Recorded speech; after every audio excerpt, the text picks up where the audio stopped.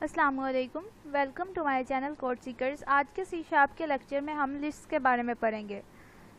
इससे पहले हम अरेज के बारे में पढ़ चुके हैं एंड वी नो कि अरेज जो है ना वो सेम काइंड ऑफ ऑब्जेक्ट्स की एक कलेक्शन है सी शार्प में। लाइक हमने इंटीजर टाइप के 10 एलिमेंट्स हमें चाहिए तो उसके लिए हम एक अरे क्रिएट कर लेते थे और साथ साइज दे देते थे 10। So the difference between list and arrays is the size. Arrays में हमें साइज देना पड़ता था, arrays are static and constant, और हम साइज़ देते थे सिर्फ उतना ही साइज़ हम अरे का रख के तो फंक्शंस अपने डिफरेंट परफॉर्म कर सकते थे। On the other hand list हमारे पास डायनामिक टाइप की हैं। लिस्ट हमारे पास डायनामिक टाइप की होती हैं। इसमें हमें साइज़ स्पेसिफाई नहीं करना पड़ता, हम जितने मर्जी एलिमेंट सेम टाइप के अपनी लिस्ट के अंदर डाल सकते हैं और उसके ऊपर उसी तरह से फंक्शंस परफॉर्म कर सकते हैं जिस तरह से हम अरे पे करते थे। Even some more functions we can perform on our list. List come under our system dot collection dot generic name space. और उसके अलावा जो है ना हम लिस्ट डिफरेंट टाइप्स की बना सकते हैं। इंटीजर, स्ट्रिंग्स, करैक्टर्स और our specific class type like student type, our employee class etcetera. अब हम आते हैं इसके सिंटैक्स की तरफ। अगर हम लिस्ट का सिंटैक्स देखें तो दैट इज़ वेरी सिंपल। हमें लिस्ट का कीवर्ड यूज़ करना पड़ता है, उसके बाद हम एंगल ब्रैकेट्स के अंदर अपनी डाटा टाइप लिखते हैं, फिर अपनी लिस्ट को कोई ना कोई नाम देते हैं, इक्वल का साइन लगाते हैं और उसके बाद हम न्यू का कीवर्ड यूज़ करते हैं। लिस्ट भी हमारा कीवर्ड है उसके अंदर। लिस्ट और उसके आगे हम एंगल ब्रैकेट्स लगाते हैं, अपनी डाटा टाइप बताते हैं और फिर round brackets and semicolon closed. और बाकी हम इसके डिफरेंट फंक्शंस को प्रैक्टिकली करते हुए देखते हैं कि किस तरह से यूज़ किया जाता है इनको। तो सबसे पहले हम एक लिस्ट डिक्लेयर करते हैं। सबसे पहले हम एक लिस्ट डिक्लेयर करते हैं इंटीजर टाइप की, और ये मैंने लिस्ट का कीवर्ड लिखा, एंगल ब्रैकेट्स में मैंने इंटीजर लिखा, अपनी लिस्ट को नाम दिया इंट लिस्ट, इक्वल का साइन लगाया, न्यू का कीवर्ड लिखा, लिस्ट कीवर्ड अगेन लिखा, उसके आगे अपनी data type the, round brackets and semicolon. अब आप देख सकते हैं कि ये मुझे एरर दे रहा है, लिस्ट के कीवर्ड पे ये एरर दे रहा है। The type or name space list could not be found, are you missing a using directive or an assembly reference. ये बहुत कॉमन एरर है जो सी शार्प में आपको देखने को मिलेगा। This happens when we are using a function whose library we have not defined at the top of our class file here।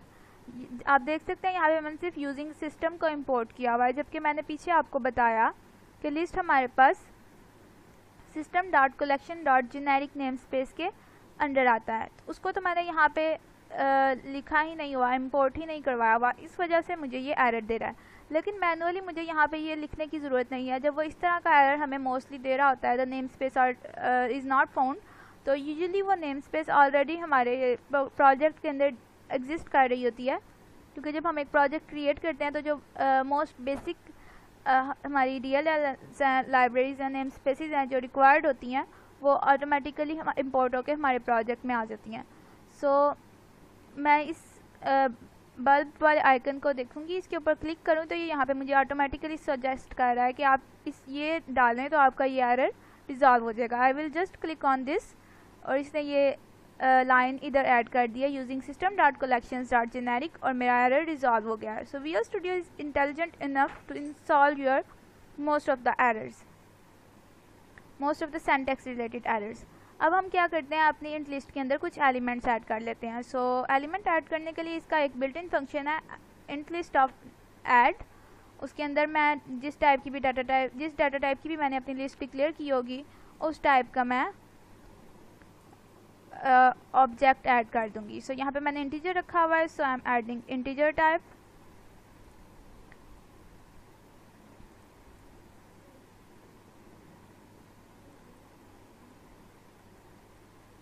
I am adding some objects randomly. So I have added 4 objects in my list.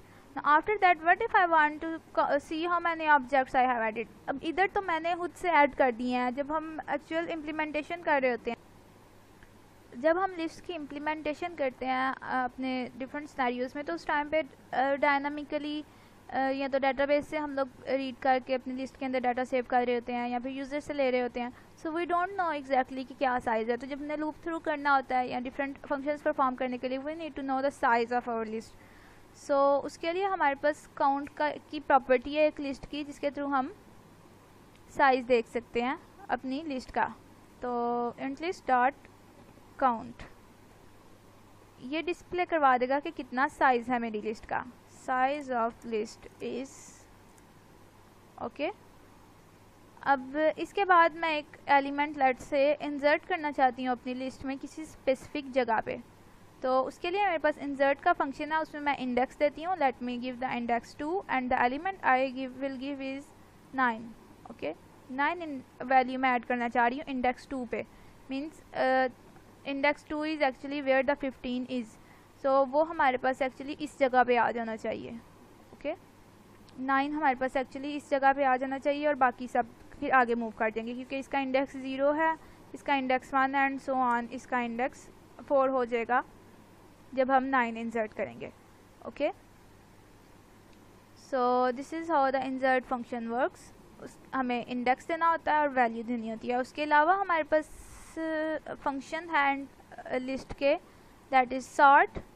Sort function के हमारी list को ascending order में sort कर देता है automatically.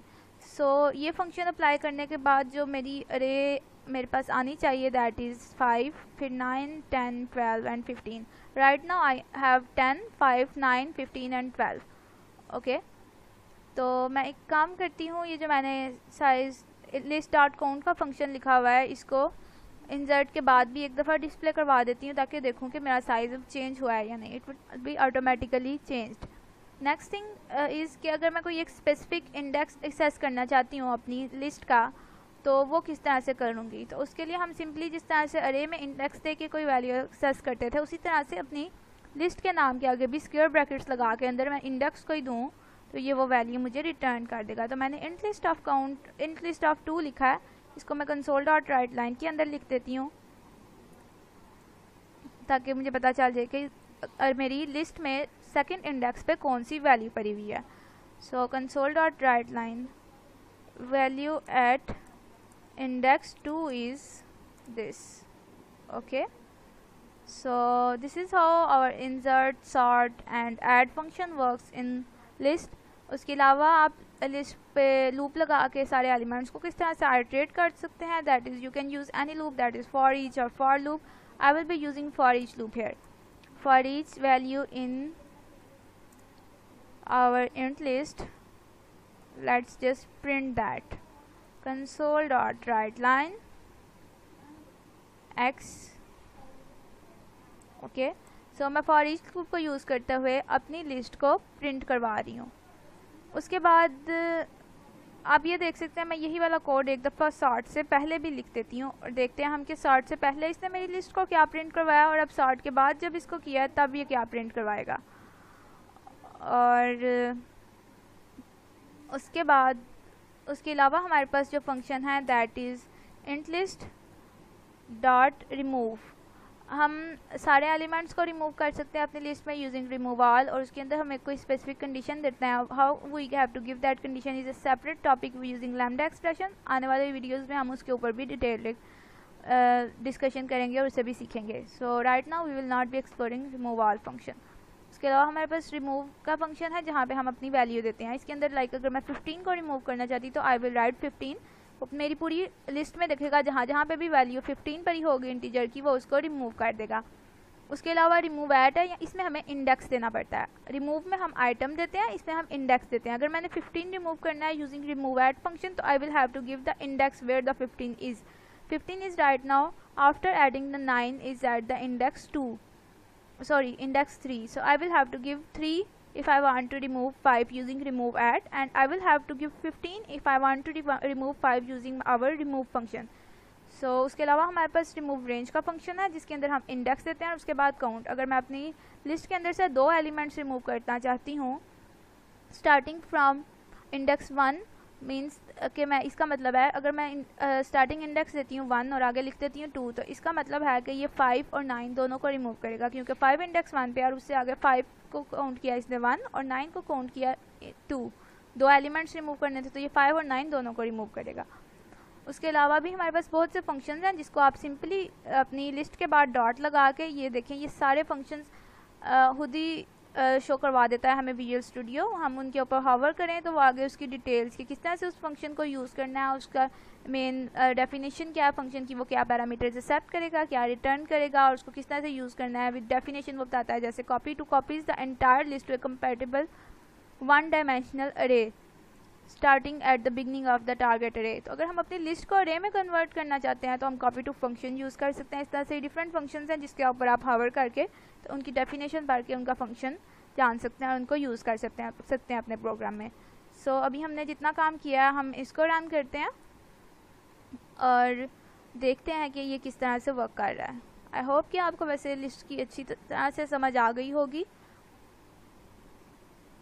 बाकी in depth में अगर आप सारे फंक्शंस को लिस्ट के पढ़ना चाहते हैं तो आप सी शार्प की ऑफिशियल डॉक्यूमेंटेशन माइक्रोसॉफ्ट की वेबसाइट पे देख सकते हैं और उधर से आप डिफरेंट फंक्शंस को पढ़ सकते हैं। ओके सो ये देख लें आपके इसने मुझे क्या डिस्प्ले करवाया। Size of list is 4। 9 को ऐड करने से पहले definitely we had 4 elements in our list. उसके बाद इसने कहा list size of list is 5 क्योंकि मैंने उसके बाद 5 को ऐड कर दिया था, 9 को ऐड कर दिया था सॉरी लिस्ट में। उसके बाद इसने डिस्प्ले करवाई है मुझे list that is 10, 5, 9, 15 and 12। As I told you guys के जो 9 हमने इंसर्ट किया उसका इंडेक्स 2 दिया था तो ये 5 के बाद आएगा। उसके बाद मैंने फिर से एक एलिमेंट डिस्प्ले करवाया हुआ है जो अभी इंडेक्स 2 पे होगा। तो अभी इसने आप इधर देखें वैल्यू एट इंडेक्स 2 इज़ 10 मुझे कहा है। ऐसा क्यों कहा है? क्योंकि इस लाइन को डिस्प्ले करवाने से पहले मैंने सॉर्ट के फंक्शन को कॉल कर दिया था। तो पहले मेरी अरे थी ये, इसने उसको सॉरी पहले मेरी लिस्ट थी ये, इसने उसको सॉर्ट कर दिया और इसमें कन्वर्ट कर दिया। जिसके बाद फिर जब मैंने इंडेक्स 2 की वैल्यू को गेट किया तो इसके अंदर इंडेक्स 2 की वैल्यू थी 10। That's why it displayed 10 at index 2। और सॉर्टिंग को भी आप देख सकते हैं इसने बिल्कुल असेंडिंग ऑर्डर में सारा डिस्प्ले करवाया है। So that was all about list. Very simple, very interesting and very useful data structure in our C Sharp. Like in my projects I personally use a lot. मैं बहुत ज़्यादा list को use करती हूँ। So I hope this video will be helpful for you and you will have learned a lot about list. Thank you and don't forget to subscribe my video. Subscribe my channel.